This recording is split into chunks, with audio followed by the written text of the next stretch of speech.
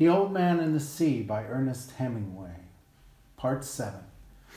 When he thought that he knew that he was not being clear-headed, and he thought he should chew some more of the dolphin. But I can't, he told himself. It is better to be light-headed than to lose your strength from nausea. And I know I cannot keep it if I eat it, since my face was in it. I will keep it for an emergency until it goes bad. But it is too late to try for strength now through nourishment. You're stupid, he told himself. Eat the other flying fish. It was there, cleaned and ready, and he picked it up with his left hand and ate it, chewing the bones carefully and eating all of it down to the tail. It has more nourishment than almost any fish, he thought. At least the kind of strength that I need. Now I have done what I can, he thought. Let him begin to circle and let the fight come. The sun was rising for the third time since he had put to sea when the fish started to circle. He could not see by the slant of the line that the fish was circling. It was too early for that. He just felt a faint slackening of the pressure of the line, and he commenced to pull on it gently with his right hand. It tightened, as always, but just when he reached the point where it would break, the line began to come in. He slipped his shoulders and head from under the line and began to pull in line steadily and gently. He used both of his hands in a swinging motion and tried to do the pulling as much as he could with his body and his legs. His old legs and shoulders pivoted with the swinging of the pulling. It is a very big circle, he said, but he is circling. Then the line would not come in any more, and he held it until he saw the drops jumping from it in the sun. Then it started out, and the old man knelt down and let it go grudgingly back into the water. He is making the far part of his circle now, he said. I must hold all I can, he thought. The strain will shorten his circle each time. Perhaps in an hour I will see him. Now I must convince him, and then I must kill him. But the fish kept on circling slowly, and the old man was wet with sweat and tired deep into his bones 2 hours later. But the circles were much shorter now, and from the way the line slanted, he could tell the fish had risen steadily while he swam. For an hour, the old man had been seeing black spots before his eyes, and the sweat salted his eyes and salted the cut over his eye and on his forehead. He was not afraid of the black spots. They were normal at the tension that he was pulling on the line. Twice, though, he felt faint and dizzy, and that had worried him. I could not fail myself and die on a fish like this, he said. Now I have him coming so beautifully. God help me endure. I'll say 100 Our Fathers and 100 Hail Marys, but I cannot say them now.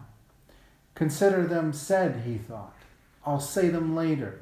Just then he felt a sudden banging and jerking on the line he held with 2 hands. It was sharp and hard-feeling and heavy. He is hitting the wire leader with his spear, he thought. That was bound to come. He had to do that. It may make him jump, though, and I would rather he stayed circling now. The jumps were necessary for him to take air, but after that each one could widen the opening of the hook wound, and he could throw the hook. Don't jump, fish, he said. Don't jump. The fish hit the wire several times more, and each time he shook his head, the old man gave up a little line. I must hold his pain where it is, he thought. Mine does not matter. I can control mine, but his pain could drive him mad. After a while, the fish stopped beating at the wire and started circling slowly again. The old man was gaining line steadily now, but he felt faint again. He lifted some seawater with his left hand and put it on his head. Then he put more on and rubbed the back of his neck. I have no cramps, he said. He'll be up soon, and I can last.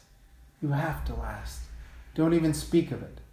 He kneeled against the bow and for a moment slipped the line over his back again. I'll rest now while he goes out on the circle, and then stand up and work on him when he comes in, he decided. It was a great temptation to rest in the bow and let the fish make one circle by himself without recovering any line.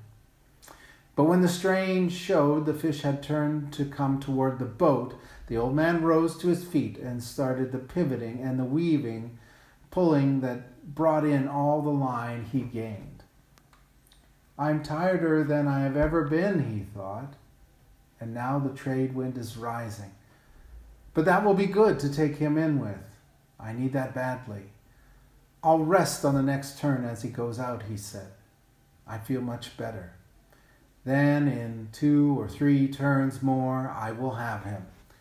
His straw hat was as far back on his head, and he sank down into the bow with the pull of the line as he felt the fish turn.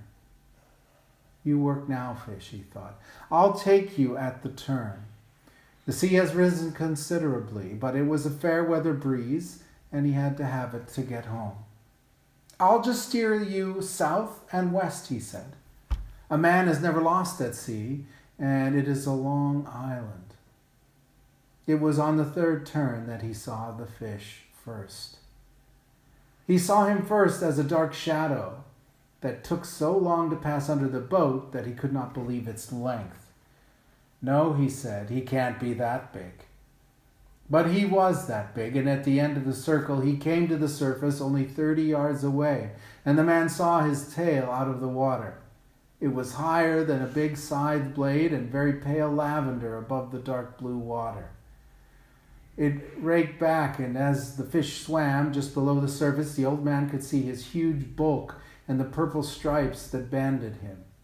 His dorsal fin was down, and his huge pectorals were spread wide. On this circle, the old man could see the fish's eye and the 2 gray sucking fish that swaying around him. Sometimes they attached themselves to him.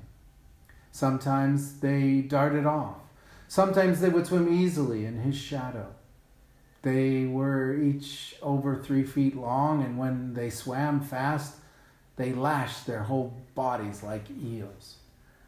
The old man was sweating now, but from something else besides the sun.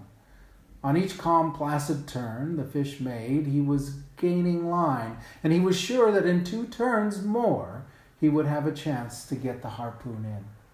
But I must get him close, close, close, he thought. I mustn't try for the head, I must get the heart. Be calm and strong, old man, he said. On the next circle, the fish's back was out, but he was a little too far from the boat. On the next circle, he was still too far away, but he was higher out of the water, and the old man was sure that by gaining some more line, he could have him alongside. He had rigged his harpoon long before, and its coil of light rope was in a round basket, and the end was made fast to the bit in the bow. The fish was coming in on his circle now, calm and beautiful looking, and only his great tail moving. The old man pulled on him all that he could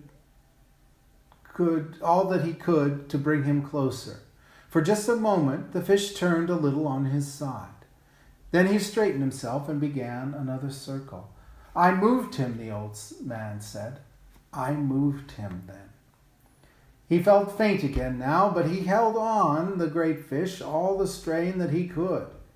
I moved him, he thought. Maybe this time I can get him over. Pull, hands, he thought. Hold up, legs. Last for me, head. Last for me. You never went. This time I'll pull him over.